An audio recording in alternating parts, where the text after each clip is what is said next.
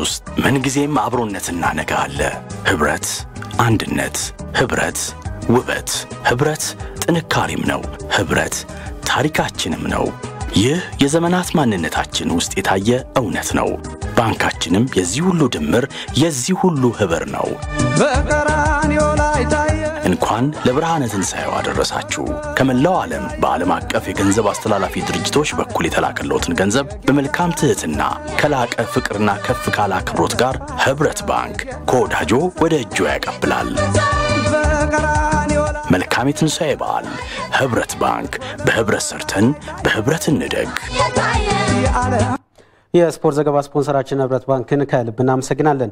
በ14ኛ አፍሪካ የወጣቶች ሻምፒዮና ኢትዮጵያ በ3000 ሜትር ሴቶች የመጀመሪያ የወርቅ ሜዳሊያውን አገኘች። በመክፈቻ በተደረጉ ሌሎች ውድድሮች ኢትዮጵያ የብርና የነሐስ ሜዳሊያ ማግኘታለች። በረከት አለባቸው ከቦታው ተጨማሪ አለው።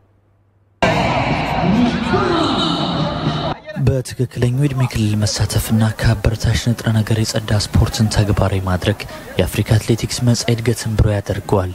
ይህ 32 ሀገራት በተሳተፉበት 14ኛው የአፍሪካ ወጣትና ታዳጊዎች አትሌቲክስ ሻምፒዮና የመክፈቻ ስነ ስርዓት ላይ የአይደብሊውኤፍ ፕሬዝዳንት ሰባስቲያን ኮና የአፍሪካ አትሌቲክስ ፌዴሬሽንን በድጋሚ ለመምራት የተመረጡት ካልካባ ያስተላለፉት መልእክት ነው። በግዙፉ ግን ተመልካች ባልሞላበት የአቢጃን ስታዲየም ለ5 ቀናት የሚቆየው ውድድር ሲከፈት የማጣሪያና የፍጻሜ መርሃ ግብሮች ተከናውነዋል።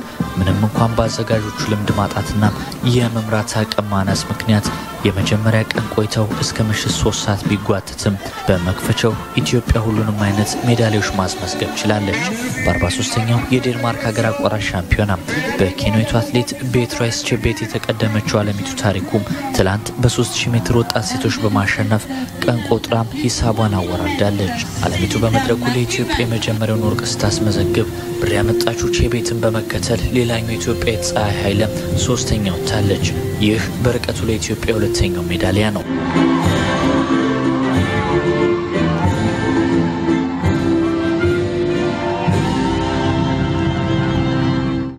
በጣም ነው የሚሞቀው። ሙቀቱ ነው የሚከብደው እንጂ ውድድሩ ብዙም አይከብደንም። አይልከበደኝም። ደስታዬ ወደር የለው። በጣም ደስ ብሎኛል።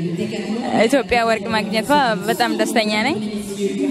በ1500 ሜትር ታዳጊ ወንዶች ይሁን ፋንታውን በሁለት ኬንያውያን መሃል ገብቶ የብር ሜዳሊያ አግኝቷል። በሴቶቹ አልማዝ ጥላውን የናስ ሜዳሊያ ባለቤት ነች። በስሉ ዝላይ ከ18 ዓመት በታች ደግሞ ሰንበቴ ሮቤ ሌላኛውን የብር ሜዳሊያ አስመዝግባለች። በ400 እና 100 ሜትር ማጣሪያ የተካፈሉ ኢትዮጵያን አትሌቶችም ወደ ቀጣዩ ዙር አልፈዋል። 6 የምስራቅ አፍሪካ አትሌቶች ብቻ በተሳተፉበት የወጣት ወንዶች 10000 ሜትር ግን ሙቀቱ የከበዳቸው ኢትዮጵያን ውጤት አላስመዘገቡም።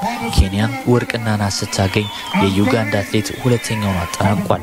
በመድረኩ ያጋጠመ ያለውን የምግብ አቅርቦትና የአገልግሎት ችግር ለመፍታት የኢትዮጵያ አትሌቲክስ ፌዴሬሽን ስራ አስፈጻሚ ኮሚቴ ከሚያደርገው ጥረት ጎን ለጎን የአየር ሁኔታ አሁን የተገኘውን 1 ወርቅ 2 ብርና 2 ናስ ከፍ ለማድረግ ፈተናን ይዞ መጥቷል። የኬንያ፣ ናይጄሪያና ደቡብ አፍሪካ አትሌቶች ከኢትዮጵያን ጋር የሚያደርጉት ፉክክርም ካላቸው የተወካይ ብዛትና ወቅታዊ አቅም አንጻር ቀጣይ ውድድሮችን ተጠባቂ አድርጓቸዋል። ለኢቲቪ በረከት አለባቸው፣ ኮት ዲቯር አቢጃን። የኢትዮጵያ ከዓመት በታች ወንዶች እግር ኳስ ቡድን ትናንት ከጅቡቲያቸው ጋር የወዳጅነት ጨዋታ አድርጎ አሸንፏል። በሁለቱም አጋማሽ አንዳንድ ግቦች በተቆጠሩበት ጨዋታ ብሔራዊ ቡድኑ 2-0 ነው የረታው። በሙሉ 90 ደቂቃ ብልጫ ወስዶም ተጫውቷል። ተጋጣሚው የጅቡቲ ቡድን ይህ ነው የሚባል አስደንጋጭ ሙከራ አላደረገም። በመከላከሉ ግን ከኢትዮጵያ ከዓመት በታች ተጨማሪ ግቦች እንዳይቆጠሩበት ከማጥቃቱ በተሻለ ተንቀሳቅሷል። የሁለቱም ከዓመት በታች ብሔራዊ ቡድኖች በኤርትራ አዘጋጅነት 4 ሀገራት ሊሳተፉበት በነበረ የወዳጅነት ጨዋታ ላይ ለመሳተፍ ዝግጅት ላይ እንደነበሩ ይታወሳል።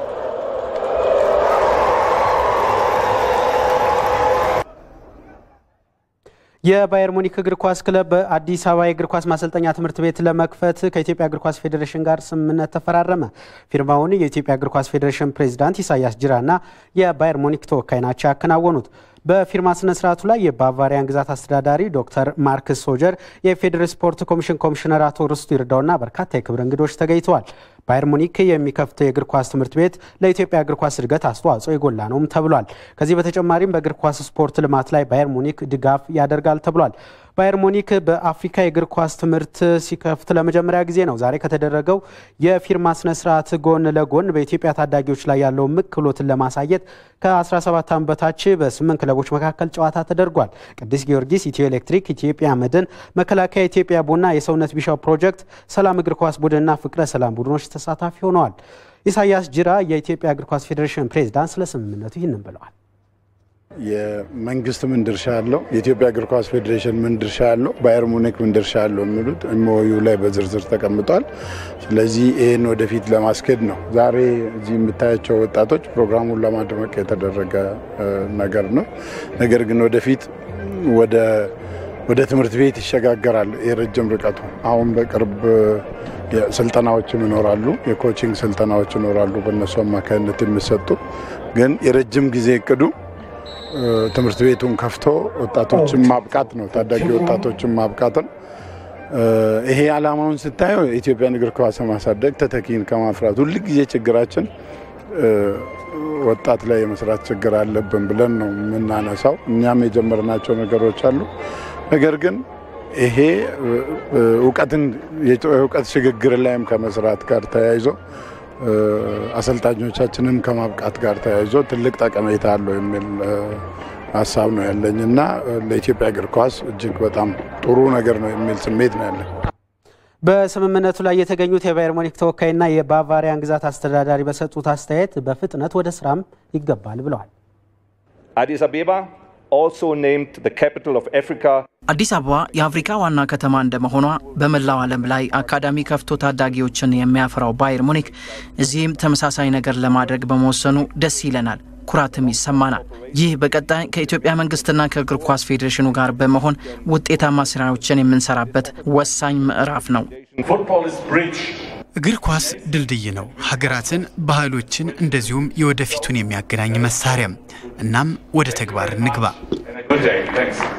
ለኢቲቪ 4 ማዕዘን ያዝናቸው ስፖርታዊ ዜናዎች እነዚህ ነበሩ። መግደው ዳንች መልሳለሁ። እናመሰግናለን።